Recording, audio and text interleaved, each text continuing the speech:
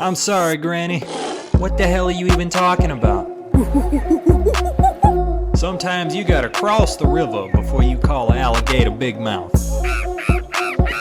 It's a safari. What'd you think was gonna happen? What's up, gang? Ladies and gentlemen, welcome back to Uncle Sam's Safari. It's been a while. It's been a little bit. I apologize for my brief hiatus that I took there for a little bit. I had a busy year. I had a kind of a stressful year, but that's all right. We all go through stress. So the last time the American public, well, I guess the world now because it's on the internet, but last time you guys heard from me, I was married, so I have since been divorced, but that's all right. It ended pretty well. It was actually probably the world's most boring divorce. So, it is what it is. I think we ended things on a good note. It was good on both sides. We wasn't ugly. It was very, very business casual, if you will. A lot of khakis involved, but she wished me well, wished her well, and so one of those things. Even though it was calm and controlled, that's still stressful. I imagine it was stressful for her as well. So. But yeah, so that ate up a big chunk of the year. Also, I battled homelessness for a while, and let me tell you, that is a very, very certain kind of stress. Now, was I homeless? No. Was I on the cusp of being homeless? Yes, absolutely. And that is because the military, once they decide that you don't deserve a house, they will do everything in their power to take that house from you. Now, luckily, I had some good people in my corner. I had some very, they were calm. You know what I mean? They weren't coming out of a divorce. They had a clear head, kind of walked me through the process. So anyway, it is now Mr. Moose and we got a bachelor pad, and people make fun of me for my house. That's all right. I got everything I need. Everything I own is functional. All right. So when I move, there's a list of stuff I'm going to buy. Obviously, a couch would be nice. Maybe some living room furniture, perhaps a dining room table and a couple chairs. I think that would really. And you know what else I need? I need a rug to really tie the room together. Ayo, first Big Lebowski reference right out of the gate. About almost 3 minutes in. Can't resist. Actually, one of my favorite shirts was from my ex-brother-in-law, Nick. Nick, I hope you're doing well. It's the dude, man, and this is actually one of my most cherished shirts. I don't wear it very often because I don't want to wear it out. It's like one of those things. I like the shirt so much. I try not to get it dirty. So anyway, did that. Went to California for a little while up at Fort Irwin. And Fort Irwin, much like the majority of Kansas, should not exist. Fort Irwin is it's a terrible place. And I think about this from time to time. And political opinions aside about California, there are a lot of beautiful parts of California. A lot of great weather, beautiful scenery. Just top to bottom, there's beautiful places. So, but I thought to myself when I'm at Fort Irwin, just fathom the idea of, you and your family decide, hey, there's a gold rush going on in California. We could pack the wagon and get out there, strike us some gold, and you and your family pack up what little provisions you can carry. All right, this is for survival. You're not taking your framed picture of Gam Gam with you. That's going right in the trash. Leave it right on the side of the road. Let somebody else get it. Well, you fight horrors and hardships you and I can't even begin to understand. And then you make it all the way to the Fort Irwin area of California. Your wife dies of dysentery, your kid's lost a leg, the dog's been dead, and that was, that's tough. That's its own kind of tough right there. And you get to Fort Irwin, California. You're like, wow, this is it. This is what happens. I used to make fun of people that quit on the Oregon Trail in Kansas. They're like, yeah, I'm done. I'm quitting right here. And that's why Kansas is cursed, because it's a entire state full of quitters. They quit on themselves. They quit on the American dream, life, liberty, and the pursuit of happiness. That's why nothing in Kansas. Okay, well, there's a few good things in Kansas. All right, I'll credit where credit is due. I have found a few little things about Kansas I do enjoy. But the list of things I dislike about Kansas, much longer. Let me tell you, much, much longer. Make no mistake about it, people. Actually, all the time, not all the time. It's usually my parents. They're like, yeah, we're going to come visit you in Kansas. I'm like, please don't. Please don't have memories of this place. All right, we're going to go to the weekly questions submitted by you, the viewers. All right, first question here is from Dom, my good buddy Eyeball.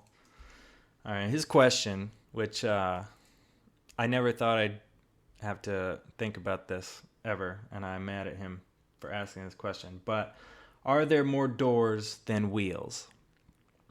All right. Initially, I wanted to say, I don't even know, honestly. I guess you have to define what a door is and what a wheel is, because if some people I've heard say a wheel is anything that's round that can spin. That's a donut. That's an Oreo. I mean, that's like this lovely candle I'm looking at right here. Like, it could be considered a wheel. So I consider a wheel whatever touches the ground and acts as a wheel, right? So, and then you have to define door. Like, are we talking about doors that separate one space from another? So the front door to your house, garage door, your cabinet doors, door to your fridge, right?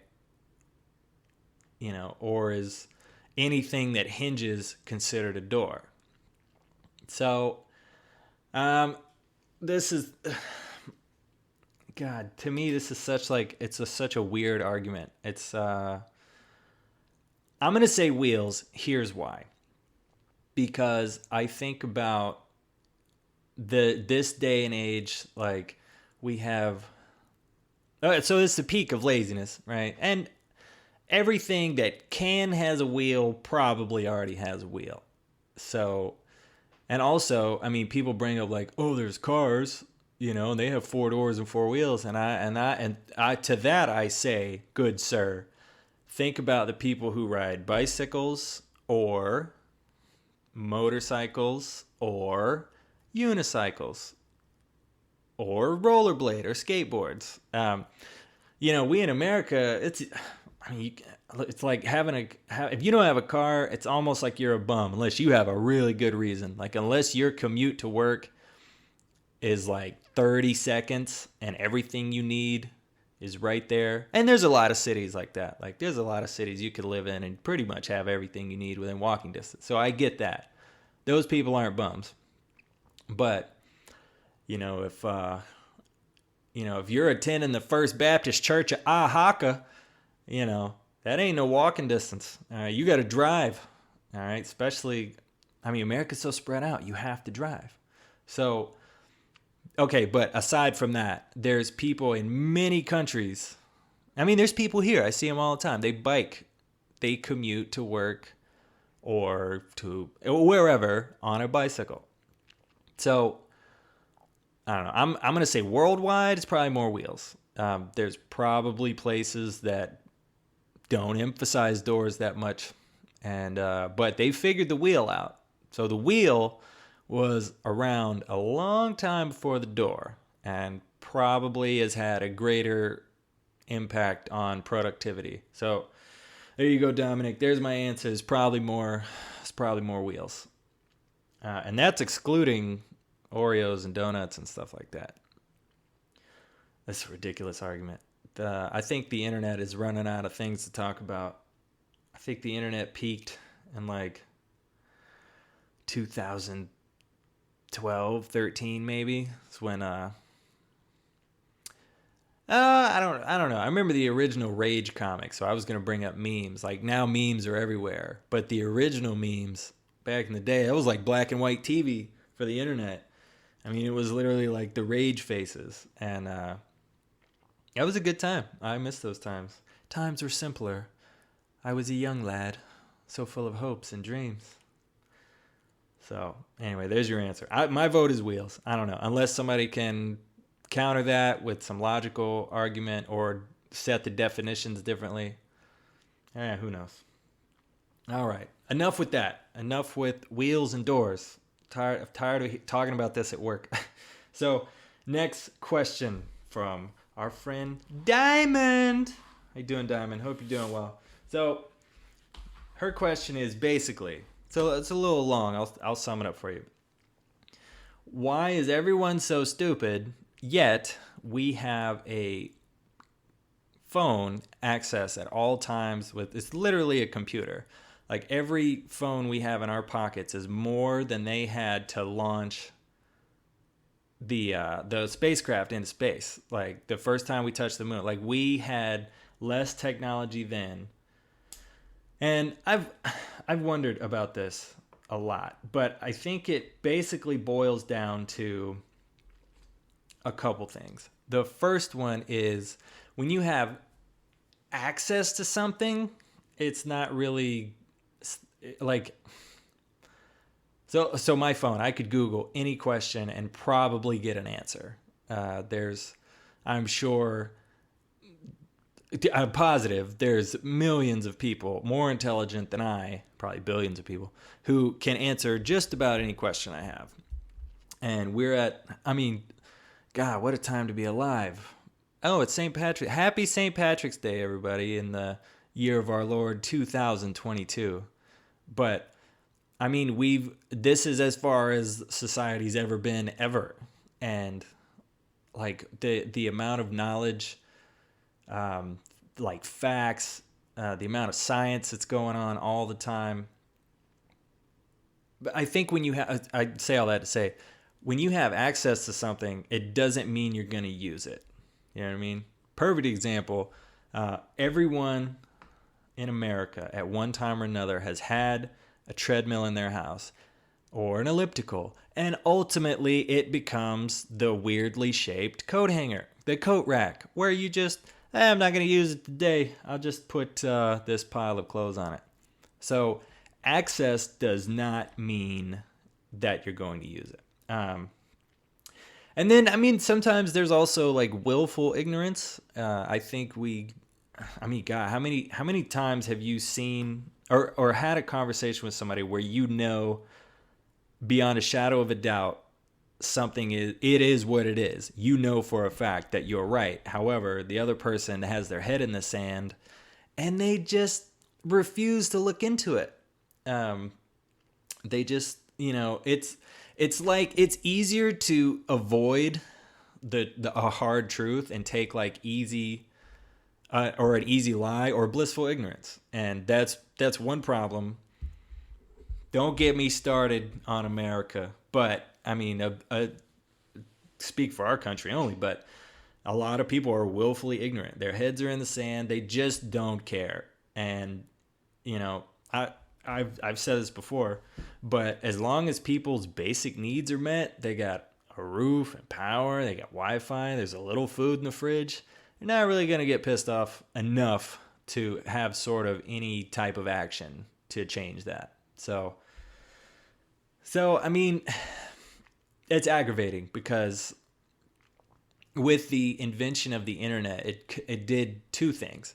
It connected the entire world and it gave almost worldwide access to information all the time. So I try to Google stuff all the time. Well, I do Google stuff all the time, usually because I can't remember what temperature to bake chicken. But those things, are out there, and now, thanks, Diamond. Now I feel like a real piece of shit because I could be so much smarter than I am right now. So thank you for that. But it's one of those things. And you know what? I, in the last year, have tried to make a rule for myself. I only use my phone for certain intended purposes. A lot of people that know me, they know I've been off social media for a while, and that's a whole family drama issue. So most people's phones are for communicating with people they know and then introducing new communications to people they don't know. A lot of people don't use it as a source of information or a way to learn things. They just kind of hyper focus on, their likes or their clicks or views or what have you. And it's fine, but we forget how really, really lucky we are.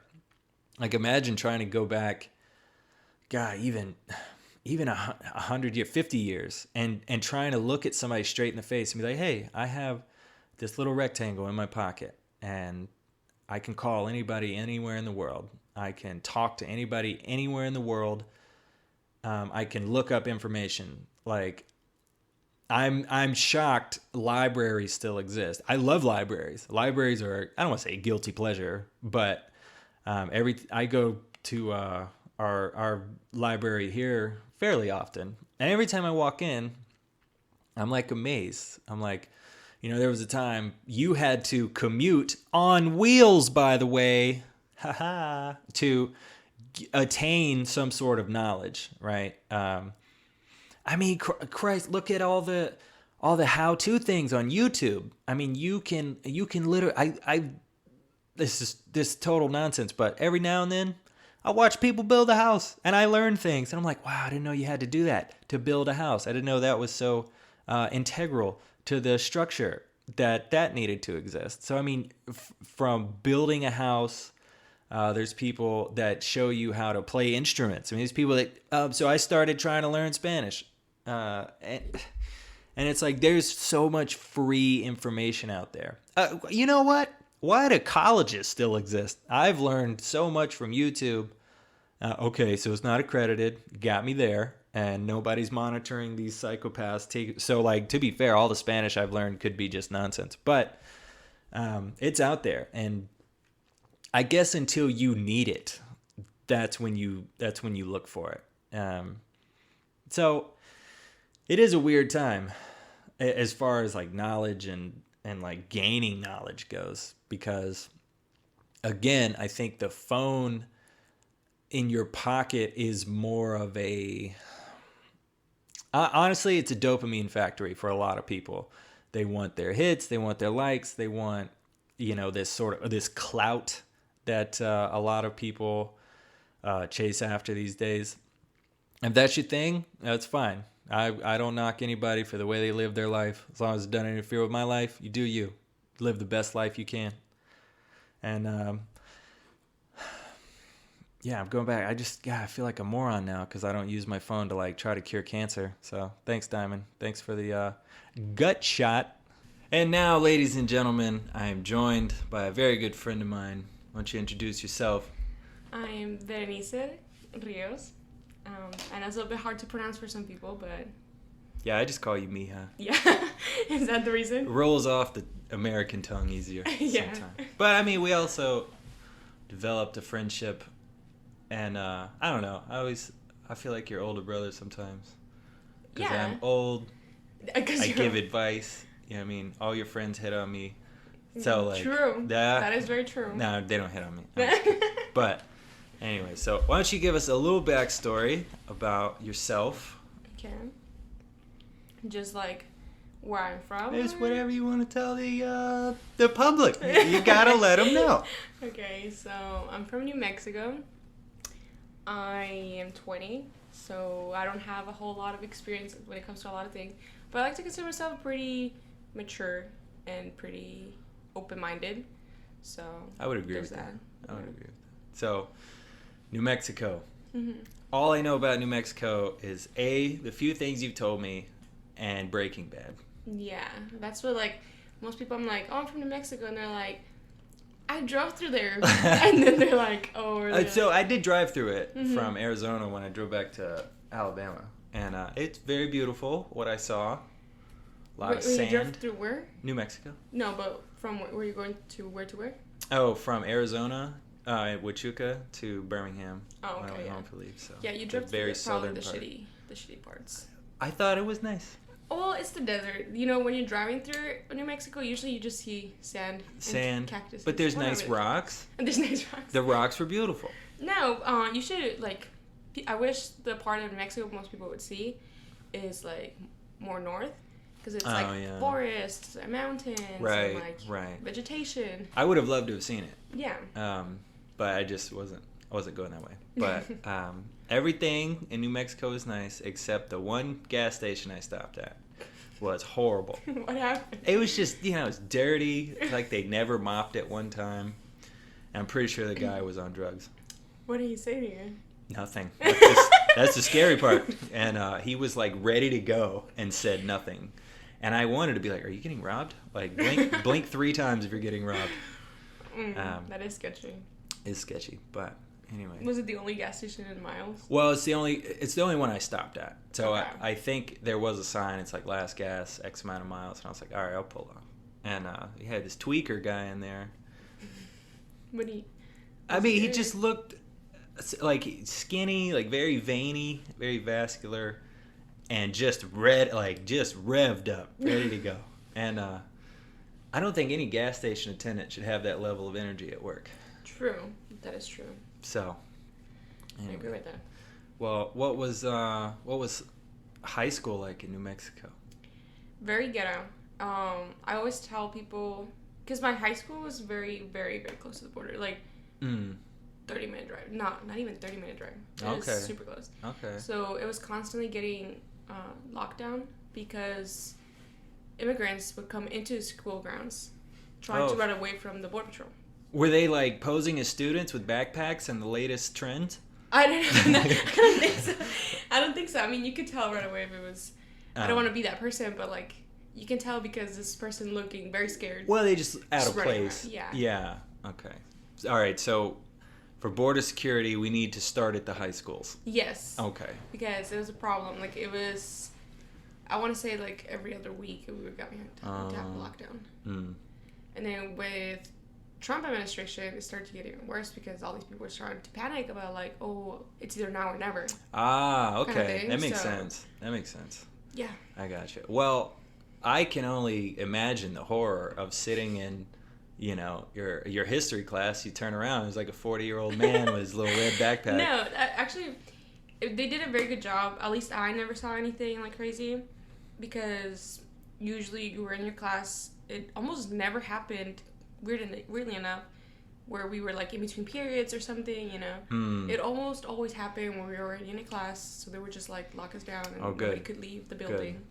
So. Okay, well, so you being an immigrant yourself, correct? So. Well, my parents. Well, your parents. So from immigrant family, basically. So, I have always been a big proponent of. I believe if you want to come here, you should be able to come here.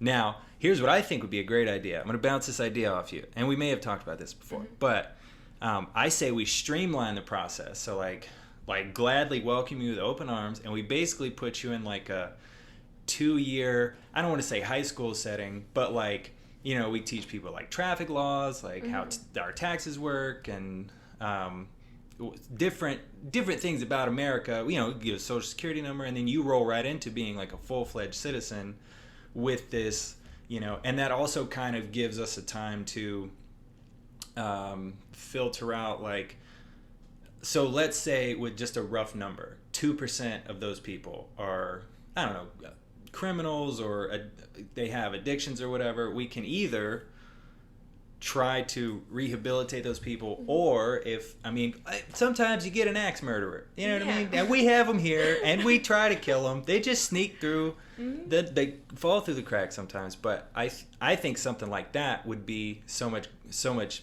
better because it gives people the opportunity, like, if you want to be American, come be an American, and let's give you a solid foundation to start on so you can roll right in. I mean, you could do job workshops, like trade, or some sort of like obviously like some sort of GED equivalent, but then like Yeah. a college, like if there's brilliant people all over the world, and Yeah. if like somebody from but there's people that come through Mexico further south, right? Mm-hmm. So let's say you have somebody from Peru, and they get here and they're a brilliant accountant. Like, why not set them up for success? Yeah. The only person I know from Peru is a terrible person, but I imagine there are great people in Peru. So Peru, I interacted with your one moron, but I don't hold that against you, Peru. No, and that's a very good idea, actually. And I didn't think about it in that sense. But I do think it's unfortunate how, because I've seen it, like my parents, they came into the States legally, but they stayed illegally. It was a different time. They stayed illegally, and then they asked for their pardon and everything. And it was granted to them, and they got their residency. Oh, okay. And then I saw it from my brother's perspective, where his wife was trying to do it the legal way, like enter and stay there the legal way. It took forever, and it was a lot of money, and it was just, I know it was very hard for my brother because he had to like be crossing the border often, and it was a lot of money and all that stuff. So I can understand why some people don't have that time or the money to try to do it the legal way. Right. But also, there is other ways. That's gonna sound so bad sometimes, but there's other ways that they can help themselves. Yeah. I mean, and a lot comes out from ignorance too, because some people generally don't know like that it's very culturally different here in the States, and like Right. it leads to a lot of trouble when it comes to them staying. Yeah. Well, I think that could be part of like the 2-year system. It's like, hey, these are some cultural norms you might run into, like, because I mean, there's all sorts of cultural differences wherever you go, and just to be aware of them, in a lot of countries, like people talk very close, like face to face, and we just don't do that here, right? So yeah, and it's the same thing with greetings. Like, we greet, at least where I'm from, well, my parents are from, we greet each other with a kiss. No matter if it's the first time meeting a person, we kiss each other. And I was talking about this with another person, and they were like, I'm pretty sure it's everywhere else in the world but the States. It's like, because Europe does it, a lot of countries. Europe does it, yeah. So like, I don't know why the States. I mean, it is when you think about it from the American perspective, it is a little bit weird that you're meeting somebody for the first time and they're just like going to kiss you. It's not like passionate kiss. It's a kiss in the cheek, but... Well, yeah, I wouldn't think you're trying to like stoke the loins of the stranger. But yeah, so I mean, so I'm from Alabama, and our kissing is restricted mostly to our family, right? Like, so like my mom, my grandmother, my sister, stuff like that. When I see them, I give them a little peck on the cheeks, like, hey, I love you, Men, obviously, we don't really do that. We just like, it's like, hey, yeah, what's up? Yeah. Get the head nod. Yeah, a little head nod. Yeah. Well, and another thing, going back to, there are other ways. So I feel like two problems. Like, if there is kind of a paywall, like if you don't have the funds to try to do all the paperwork, like there's no option, which, I mean, I think is a little unfair, and like our currency is worth X amount of money, but another country's may not equal that. So, and then another part of that is basically when you make something like a forbidden fruit, it's desirable, right? Like people want it, and they're going to do whatever they can to get it. So instead of creating a forbidden fruit, why don't we just streamline the process and say, hey, you want to come be on Team USA, come on. We'll make you a full-fledged member of the team. Yeah, no, there's a question of like, will this be like a public knowledge thing? You know what I'm saying? Like, because I know that there's some stuff that many people they don't know they can do for themselves. Right. That's what I'm saying. Like, the ignorance part comes in, not because they're fault, but like they're just stuff that they have no research, a way for them to know. Like, hey, there's a better way to do this, or there's an easier way to do this, where I'm not gonna probably die in the desert or something. Right. You know? Yeah. So, I mean, I will acknowledge all day if somebody's risking their life and safety and I mean, to traverse all these hazards physically to try to make a better life for themselves, like, then why at the finish line we make it so much harder for them? Yeah. So, I'm pro immigration. I think we need to clean it up. I think we could, no kidding, make a system that's beneficial for both sides, right? Well, enough about politics. Let's get into the real meat of this. Okay. All right. So, do you consider yourself a hardcore feminist?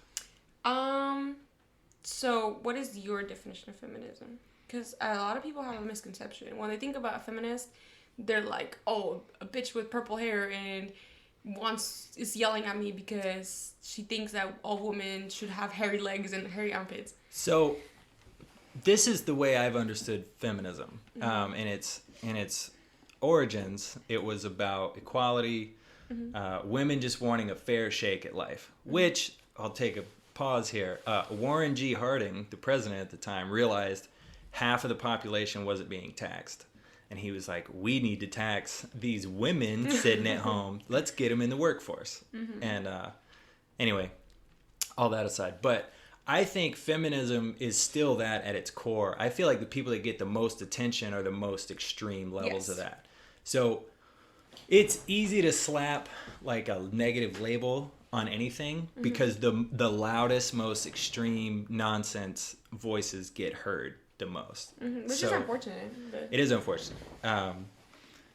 You know, and do I think women deserve every right men do? Absolutely. Do they deserve every opportunity men do? Absolutely. Should they make as much money as me? Absolutely not. No, I'm just kidding. But yeah, so that's kind of my perception of it. Because it's so easy to like look at the clickbait stuff, like people embarrassing any movement. I mean, there's crazies on all sides. Yeah. Would you say I'm sort of in the ballpark of accuracy? Yes, I completely agree. So where do you think you're on the scale of like zero feminism being like you want an apron right now and you want to start baking pies and your husband hits you when you get home, like but like number 10 is the rainbow hair, like shouting with a bullhorn, throwing peaches at somebody. Like, okay, so I think I would be like more like a 6, if not like a 5.5 or something like that. Oh, that's pretty in the center. And like I don't want that to be like confused with like, oh, so she believes women and blah blah blah. No, I just believe women should have the right to pick whatever. Because I've also met feminists, people who call themselves feminists, who are like, oh, well, you're a stupid piece of shit if you want to stay at home and just have kids and be a stay-at-home mom. But you think they should have the right to pick if that's what they want. If that's what you want, go for it, you know? Yeah. Good for you. As long as I get to do my thing and get to progress how I want to progress, right. More power to you. Right. So I know a big argument, because we're both enlisted military personnel. There's a big weird thing about women in the military. It's not really, but it's kind of like private conversations people have. But I will use you as an example of this. So I've seen cases where... Sorry, we're joined now by Mr. Moose, and he's licking the armchair. So if you heard that licking, that's what that was. So you and Rogers, who's now Mrs. Brown, Colette, who was a guest on one of our earlier episodes, you two I have never seen in any capacity be like, hey, I'm not capable of this, I need you to do it for me. I've never seen that. You remember those... when we had to like do the layouts in the parking lot, little Colette would grab all her shit at one time and march up and down those stairs and didn't ask anything from anybody.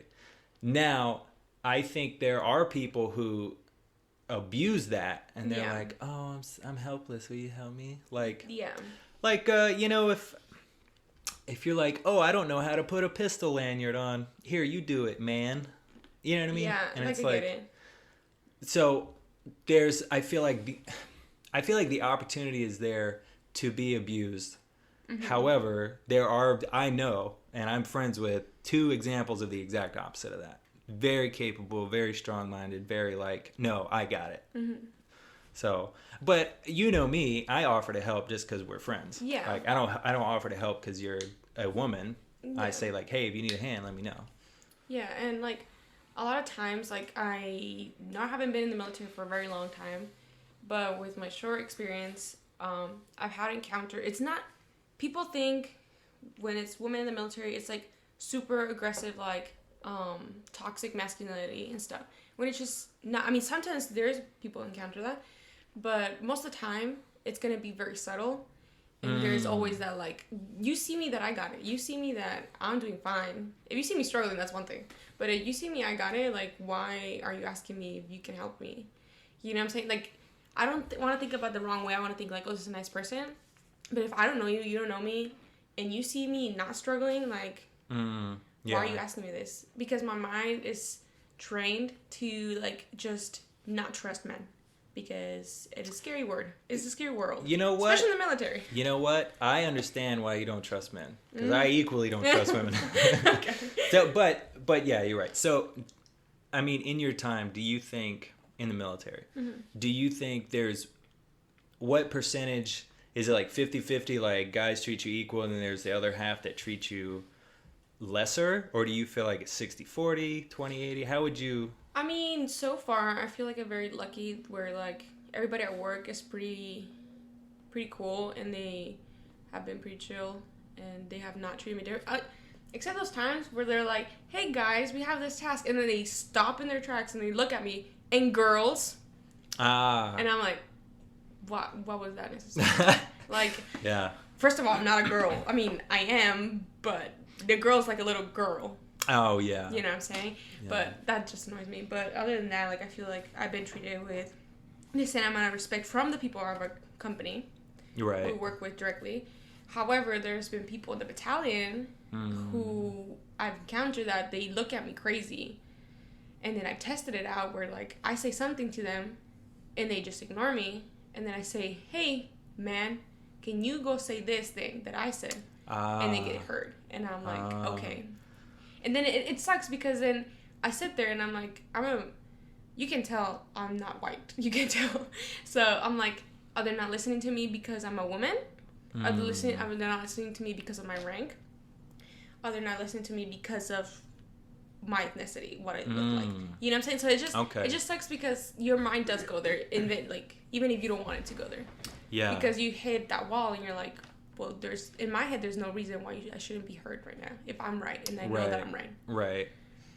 Yeah. I imagine that's quite annoying and frustrating because you have the 3 different outlets that it could be, and until you know which one it is, like, it's hard to address. Yeah, because you don't want to be like, oh, this person is being racist or whatever, because it could be that I'm just not high enough rank that they're, like, not considering what I'm saying important.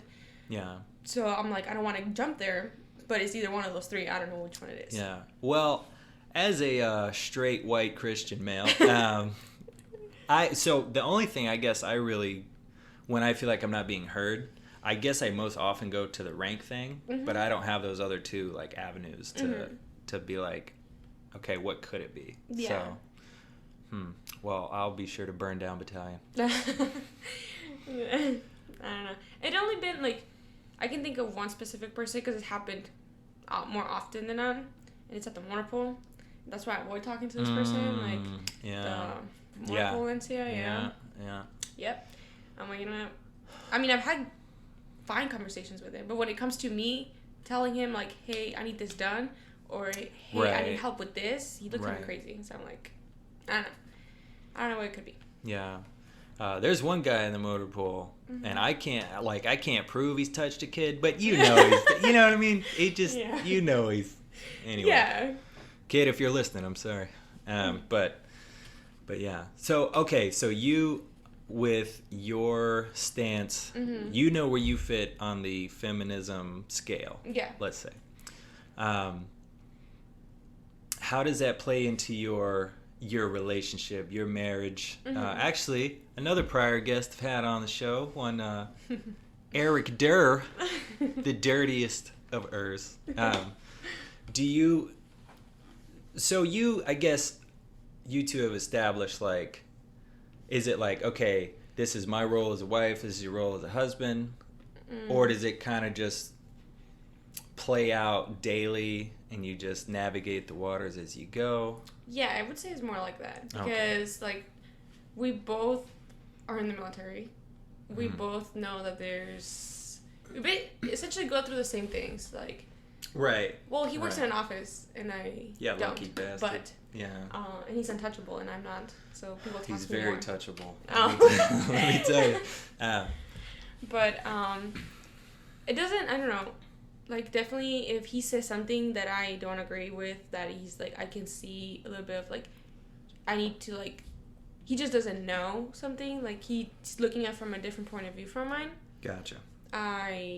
He surely will hear from me. Like, I'm not saying it turns into an argument, but I'm like, hey, this is another way you could see it. And then sometimes he's like, oh, okay, yeah. Like, I see your point. Like, right. I never thought about it like that. You just offer a different perspective. Yeah. Yeah.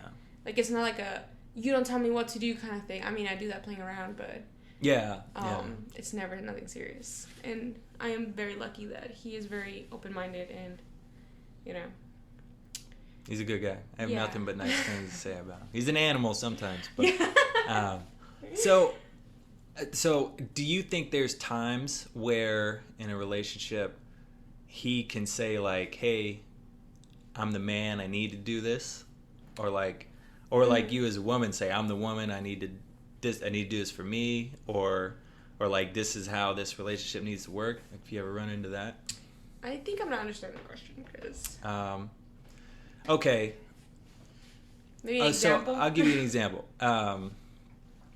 Let's say in a relationship, he has a hobby that you would consider like a man hobby. So like cars, sports, excessive drinking, things men do, right? Is that ever like to you like, okay, you can do that, but I'm not going to participate? Or... Well, do you let him have his man outlets? Yeah, I guess because I personally like to also be alone sometimes, and I personally like for him not to be involved in every aspect of my life. Right. Because like at the end of the day, I am a person, and he is his own person. Right. So there's things that I can't. I don't want to say I can't because I probably could if I wanted to be part of, and like But I also understand that every person needs space. And there's some people that need less space than others, but... Yeah. So, going off, like, relationship stuff, you and I talked about a while back that... And this is just in this specific scenario. Yeah. But as a man, you have to be attractive to other women, because the day he's not attractive to other women, he loses, like, that... Like, you're not attracted to him anymore. Kind of. You know what I mean? Like, because why would you want somebody that nobody wants? You know what I mean? Like, I don't want to send, like, my girl to the store at 2 a.m. because I'm not worried about somebody's going to rape her. You know what I mean? Like, take the alley. Take the shortcut. Yeah. Don't worry about it. So, but, I mean, there's a certain level of, like, desire that your partner, not necessarily the man, but like that your partner needs to have for you to have. Yeah. Because you see their worth, you see their position, you see it's not rank or anything, but you see the way they're respected by their peers or the way they interact with others. You could say power, but not really power, but like I get it. Where they sit in like the social structure. So, would you totally disagree? You think there's some truth to it? Give me your thoughts. So, if I'm understanding what you're saying correctly, so I personally have met people who are attracted to the loner that nobody understands and everybody seems to make fun of because they feel like, oh, this person needs somebody there for them, so I want to be that person that helps them out. I want to be that person that listens to them. I want to be the person, it's like, I don't want to say it, but... From a relationship standpoint? Yeah. Okay. That's what I'm saying. And like... But me, I like to be with somebody who is strong and capable and competent and, like, is not going to be walked all over and stuff like that. Like, I think I'm looking at more like some personality traits, and you're looking more like a looks thing. Is that correct? Well, it can't. So, in this specific example, I was using looks. Yeah. But, so, like, take me.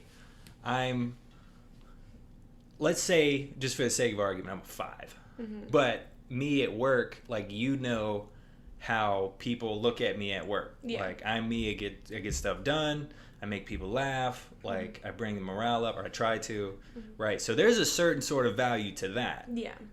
So, like, yeah, you could make the argument, like, oh, he's not that attractive, but he commands the respect of his peers and his superiors and his people, you know, who don't outrank him and stuff like that. So you could look at it as a power thing if you wanted to. But I guess what I'm trying to say is, like, in your partner, there has to be a value there. Yeah. There has to be some sort of, it could be looks, or it could be like their personality, or it could be, I mean, money, yeah, whatever does it for the individual. Yeah. Does that make sense? Yeah, and I agree. So I agree. But that also kind of like keeps, I don't want to say like a competitiveness, but let's say for example, one day he balloons up to 800 pounds, can't leave the bed. So he's not capable, he's not competent. Not because he isn't, but because he just physically can't leave the bed. You know what I mean? Like, that's, I feel like, something. So with that being said, he has to stay on his game to make sure he is those things for you. Yes. To maintain his value to you. Yes, but because I understand your, like, example and everything, but I'm not trying to go off only that example and be like, oh no, in that instance it would be like this and this, because I think you're trying to just make a general. You can bring him McDonald's and let him get to 9. No, and we have the discussion, because I even told him all the time, I'm like, what if one day I just get super fat, and what then? Like, because I want to be with somebody that is not only there because of my looks or because of one singular thing, you know? Right. I want to be with somebody that values me as a whole, like, adds my value, like my competence, my, I don't know, everything, my looks, everything, and adds it up to a certain value. Yeah. And I want to be with somebody that sees that as a whole, instead of being like, oh, you don't have one of these things anymore, you're gone. Well, I feel like as you age, all looks are going to fade, no matter who you are. I've never seen a beautiful 80-year-old. I've never been like, man, that bitch fine. There's this lady, I don't know how old she is, but she's a model. You can be a model. That don't mean I want you. She's a model. No, you need to see this woman. I'm not sure how old she is. She has, like, super gray hair and wrinkles and everything. But, like, you can see her and you're like... I'm sure she's in great shape. I'm sure at one time she was breathtaking. But... No, I hear what you're saying. But I feel like, so, as you age, your looks numbers go down, maybe your like performance numbers go down, but the other values go up. Your knowledge, your competence, your confidence, even. Yeah, your confidence. Yeah. So it's kind of like some numbers dip, but others skyrocket. Yeah. And talking about as a whole, loving somebody for the whole person is the whole thing, right? Yeah. Because if you only look at one number and that number fluctuates, then you're not even, I don't even think you're really in a relationship at that point. Yeah. Because you're not, and I'm not saying get a spreadsheet on everybody and like grade them every year, but you know in your gut, right? Mm-hmm. So yeah, I think there's a certain level of, because when you first get in a relationship, you both put your best foot forward, trying to be your best, and then as you get comfortable, some things kind of slide off. Yeah. You know, you remember the first time he farted in front of you? When he farted in front of me? I don't know. He farts in front of me all the time. So now he does. Yeah. No, like, I think from the start. Oh, wow. Yeah. Didn't he call you Consuela? Yeah. So, like, that's another thing, like, I really liked about our relationship is, like, we were friends before anything. Right. So it was, we were not trying to impress each other. We were not trying to be like, oh, I'm going to make sure he sees me with makeup every day, or like he sees, you know what I'm saying? I'm not trying to put my best face forward, or he's not doing that, because we're both not looking at each other that way. Right. So I got to meet him in a personal level to where, like, he's not trying to hide his flaws from me. And the same way me with him, like, I was not trying to, like, make him see me in a romantic way, so I was just being me. Just being you. Yeah. So that's why... it's a good way to start. Yeah. I feel like most people don't... I feel like, I don't want to say most, a lot of people don't have that opportunity. Yeah. Like, so yeah, you can... And I think you guys are best case scenario. Mm-hmm. Like, in a military setting, because a lot of people just get married just to like get out of the barracks and get that house, you know, which I never advocate. But so let's say you guys, we won't even talk about you, but most people, when they find somebody they want to date, like, you just see somebody in public, like, you know, then you put your best foot forward, and then you're trying to like not lie, but you're trying to like hide those flaws until you're comfortable. Yeah. So I see what you're saying, and I agree. And like when you see, like, even if you're just a friend, like, you're not trying to be like the nastiest of yourself, or like even your 100% self, because you know that certain things about you will turn those people away. Yeah. You know, like, I am obviously not gonna be like exploding or yelling at you if you didn't do something right. Oh yeah. You know. Yeah. But to where, like, I'm not saying I yell at my husband, but you should. But I don't know. For example, my younger siblings, I would, because you know what I'm saying, like, they stole something from me, and I would yell at them. I would obviously not approach you the same way, because I don't want to lose our friendship, and I don't want to be like, right. You know, so like, even as a friend, like, sometimes people, like, obviously are not gonna show their true colors right away. Yeah. I think with time, like, stuff starts showing, but yeah, with time will reveal, and, like, pretty much everything. You become more comfortable with each other. Yeah, right. Yeah. Right. Well, it's been a pleasure having you on. Thank you for having me. Mija, always a pleasure. Yeah. I'll see you at work. We're gonna probably drive there together. I'll just follow you in your car. Okay.